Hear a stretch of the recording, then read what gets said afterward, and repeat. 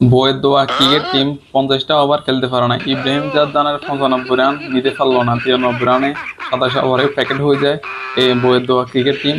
আসলে বাংলাদেশ টিমটা ওয়ানডে কত ভালো খেলতো, পছন্দের একটা ফরম্যাট ছিল ওয়ানডে ফরম্যাট। সেই ফরম্যাটে এখন কি বাজে লেভেলের খেলা খেলে এই বইয়ের দোয়া ক্রিকেট টিম। এখন সংবাদ সম্মেলনে এই ক্যাপ্টেন মেহেদী হাসান মিরাজ পুরো বাজে লেভেলের ক্যাপ্টেন।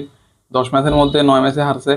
মানে কি বাজে লেভেলের ক্যাপ্টেন্সি করে, আবার বড় বড় কথা বলে। এখন বলে যে আমরা আমরা কিছুদিন ফ্যামিলির সাথে থাকলে আমরা ভালো খেলবো। আবার বাইরে ভাই মানে কিছু বলবে না, বাঙালি কিছু বলবে না, যা বলবে আসলে কি বলবো, মানে বলার কিছু না এদেরকে। মানে গালিগালাজ করলে হয় না, কম হয়। মানে এরা আসলে টি-20 ভালো খেলে, এখন ওয়ানডে ভালো খেলতে পারে না। যদি টেস্ট ভালো খেলে তাহলে টি-20 ভালো খেলতে পারে না। মানে এদের কোনো ঠিক ঠিকানা নাই। শুধু একটা প্লেয়ার এই সাইফ হোসেন হাসান, সেই ভালো খেলে, আর কেউ ভালো খেলতে পারে না। কি পরিমাণ বাজে লেভেলের খেলা খেলে বাইরে ভাই, এদেরকে বাদ করে দিলে তো ভালো হয়, তাহলে আমরাও শান্তিতে থাকতে পারি। নাহলে তো এদেরকে আসলে গালিগালাজ করেও শেষ করা যায় না।